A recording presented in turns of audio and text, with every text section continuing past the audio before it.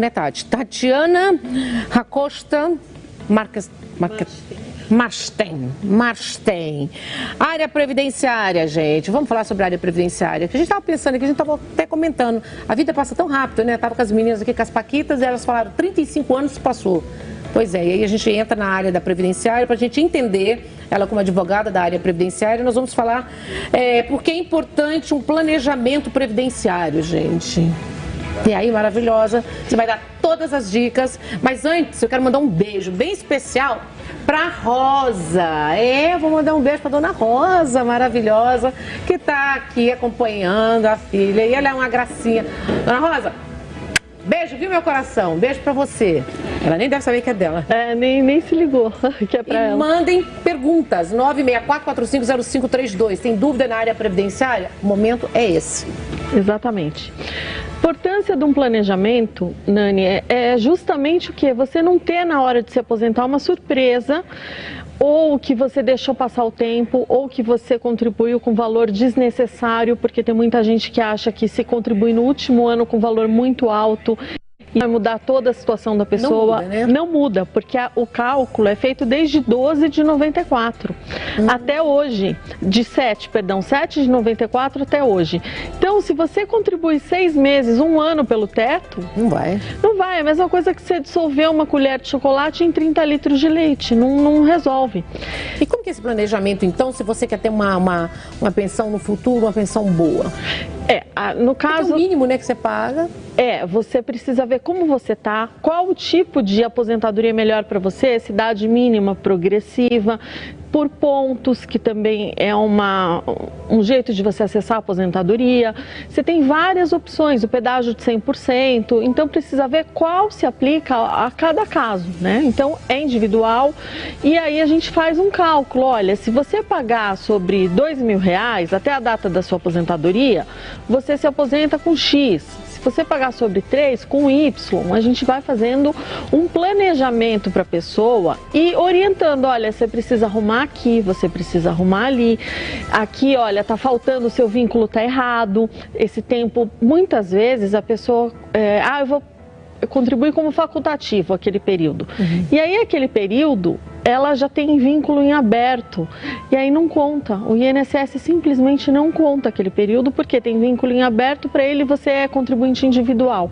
Então, é muito detalhe. É muito difícil. Só para quem está no dia a dia, a pessoa já bate o olho, já conhece, já sabe. Então, assim, e se você fizer algum erro, você vai ter aquela aposentadoria para o resto da sua vida.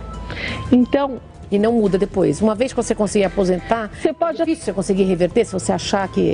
assim, você pode até pedir uma revisão, mas muita gente não pede também a revisão. Então é melhor você já fazer correto, você analisar, você ter um estudo, você passar por um especialista, do que você fazer de qualquer jeito, achando que aquilo... o simulador do INSS, tem muito erro ali. Vamos falar, por exemplo, a Dai. A Dai é super jovem. Se ela quiser fazer um planejamento para no futuro... Quanto mais jovem, melhor. Quanto mais jovem, melhor? Melhor. O que você aconselha? Aí já faz o planejamento, já vê a situação, a gente já alinha como vai ser a contribuição, tem um plano B, como pode fazer para não depender só da aposentadoria. Então isso a gente faz aí um estudo, né, de cada caso, para que a pessoa possa, porque assim, muitas vezes a pessoa, quando ela não trabalha, ela não é um empregado, ela deixa de contribuir, ela esquece. Ela vai lembrar na hora que está chegando perto da aposentadoria. E quando você vai pagar, por exemplo, hoje, estou perguntando pela modernidade agora, tem um jeito de deixar programado no banco, não consegue entrar num débito? Não? Porque assim, você emite o carnê, você tem, então assim, o que eu aconselho para as pessoas? Você tem a sua pastinha onde você faz os pagamentos? Deixa um carnezinho do INSS para você lembrar, ou guarda tudo num carnezinho, porque é tudo muito digital, e às vezes a pessoa deixa tudo lá, aí falta um mês, para achar aquele mês, aí vai ter que ir atrás de banco. Não, já deixa tudo guardadinho, tudo certinho, e deixa um lembrete para pagar. Mas existe o carnê? Porque um tempo atrás falou que tinha acabado, que era tudo online. Não, tem a maioria online, mas ainda tem carnê, sim. Você consegue pagar. Se você chegar lá e pedir, você pode ter... Você compra na papelaria e você vai na lotérica e paga. É possível. é muito mais fácil você emitir pela internet. Então, o pessoal que mexe com internet é muito mais fácil. Você entra no Sistema SAL da Receita Federal, SAL mesmo, de Sistema SAL, você põe GPS em qualquer site de busca, você já entra no sistema, emite sua guia e paga. E quantos anos tem que pagar?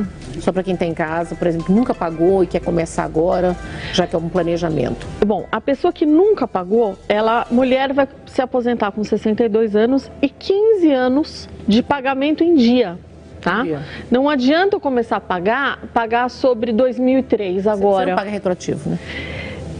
Até pode pagar em casos específicos, mas eu preciso ter uma contribuição atrás válida em dia. Se eu começar hoje, eu não tenho uma contribuição lá atrás e quero pagar o retroativo, não vai valer. Então tem que tomar esse cuidado também. Mas é possível a pessoa começar a pagar hoje e para se aposentar daqui a 15 anos por idade. Então uma pessoa que já tem mais idade, então homem com 65, mulher com 62, começa a pagar. Vale muito a pena. É um seguro mais completo que tem, porque você tem cobertura para doença, você tem cobertura para uma aposentadoria por invalidez, se você morrer, sua família recebe, e você tem aposentadoria. Então, nenhum seguro te dá tantas opções como o custo-benefício vale muito a pena. Quem tem o direito a receber, a gente sempre esclarece, né? Porque muitas pessoas têm dúvida, né? Claro. No caso de que vem a óbito, um aposentado, quem tem o direito de receber? Se ele estava pagando o INSS, tudo em dia, aí a mulher, os filhos até 21 anos ou filho inválido com alguma deficiência também tem direito a receber. E se ele adotou alguém e tudo mais, a pessoa também tem direito. E sempre a gente escuta isso, as pessoas falando se pode ter duas aposentadorias. Pode. Se você é aposentada e seu marido vem a óbito, você pode receber a aposentadoria dele? Você pode ter, vamos lá, duas aposentadorias, uma pelo regime próprio, então um médico, vamos supor, um médico que trabalha no hospital público e tem a clínica dele particular, ele pode se aposentar pelo público e pelo privado. Sério? Sério, pode ter duas aposentadorias e se esse médico vier a morrer, a mulher pode ter duas pensões, que é uma pública e uma privada. E ela escolhe qual que é? Não, ela vai ter, sim, porque são regimes diferentes, tá? No INSS não pode ter duas pensões. Ela pode sim ter a aposentadoria dela e ter a pensão do marido, só que até um salário mínimo não tem corte. Acima de um salário, ela vai ter uma diminuição porque ela vai ser fatiada. Aí ela escolhe a mais alta e a outra ela deixa para fatiar e vai dar uma reduzida. Mas pode ter a aposentadoria dela e a pensão do marido. Certo. Tem perguntas para você. Vamos lá. Vamos lá, gente. Aproveita e manda a sua pergunta para esclarecer dúvida. Boa tarde, Nani. Me chamo Regina Levis, tenho 56 anos. Sou super fã do programa. Na questão de previdenciária, sou MEI. Tentei o auxílio doença, no qual eu estava impossibilitada de trabalhar, comprovado no laudo médico. Não entendi o porquê foi negado o meu auxílio. Será porque eu estou atrasada com a mensalidade do MEI? No momento, estou sem recurso para pagar. Obrigada. E, diretor, por favor, aumenta a letra também, né? É um milagre, né? Né, Douglas? Coloca a letra... Tô bem pra colocar a letra miudinha aqui, né, Ricardo? Ovo com ômega 3 puro aqui, rapaz. A letrinha dessa musiquinha tem que ficar assim, ó. Então, o que acontece? Nesse caso, a gente precisa ver se o motivo do indeferimento foi a perícia, se a perícia disse que ela está apta ao trabalho, é uma situação.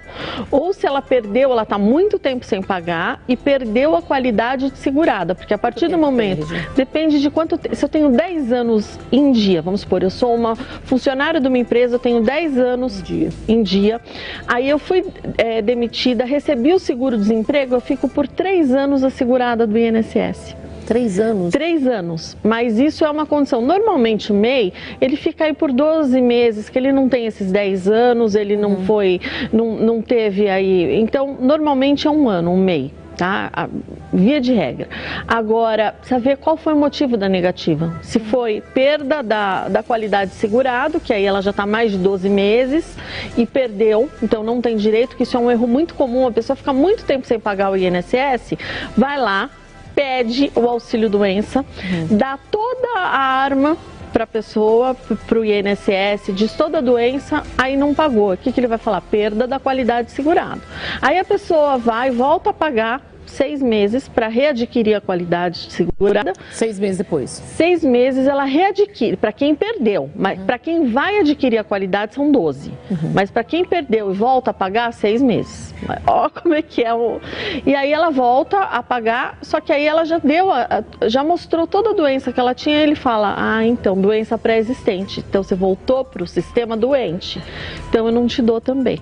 Então tem precisa verificar. Difícil, para mim não, mas assim, claro, para quem está fora, fazer sozinha, assim, porque é muito detalhe, se a pessoa não for atrás, ela se perde mesmo, ela não, você vê, ela tomou uma negativa, ela não sabe nem o motivo. Então primeiro a gente precisa ver, tem que entender, saber de cara o que é. Exatamente, o motivo para arrumar, para tentar o auxílio doença. Certo. Vamos fazer umas perguntas básicas para você, que é a curiosidade no geral.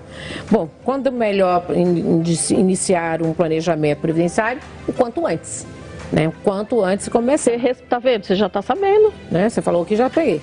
Quando o melhor momento para iniciar, a gente já sabe que é desde antes. E quais são os principais erros cometidos por quem não faz um planejamento previdenciário?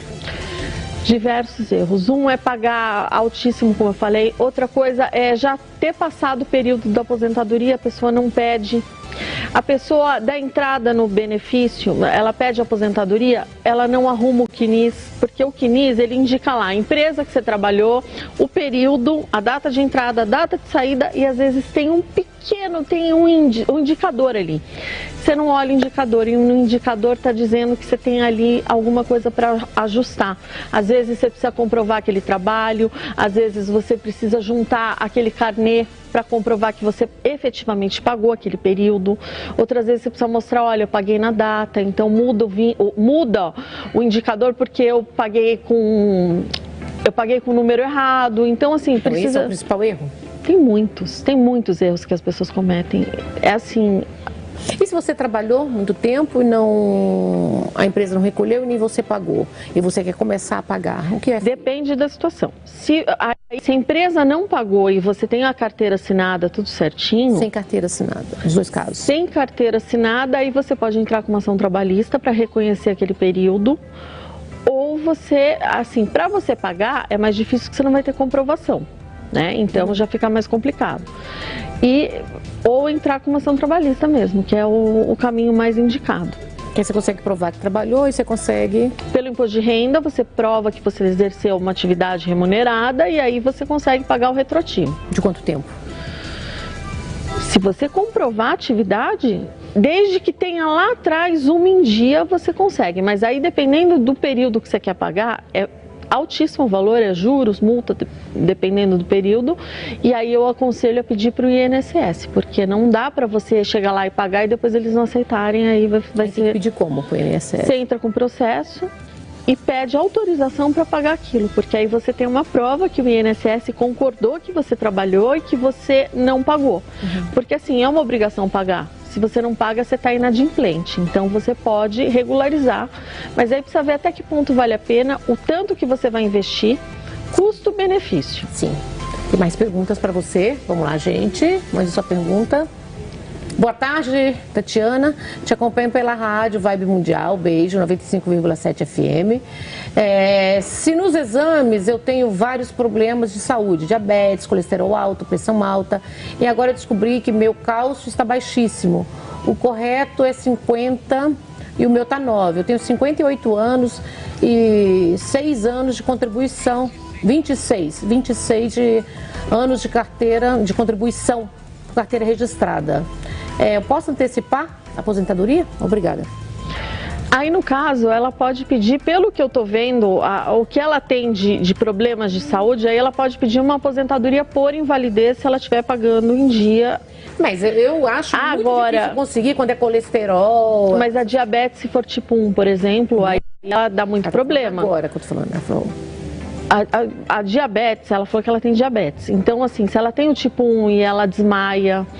Aí precisa ver o tipo, porque não é só a doença. A doença, às vezes, é a Covid. Teve gente que teve Covid e morreu. Ela, né? E teve gente que teve Covid e não aconteceu nada, a pessoa foi assintomática. Então, não é a doença, mas sim o que a doença me causa. Tá me possibilitando, né? Exatamente. Então, um motorista de ônibus que toma um remédio para pressão que dá sono, o motorista de ônibus de passageiro, ele está incapacitado para trabalhar, porque você não pode dormir no serviço.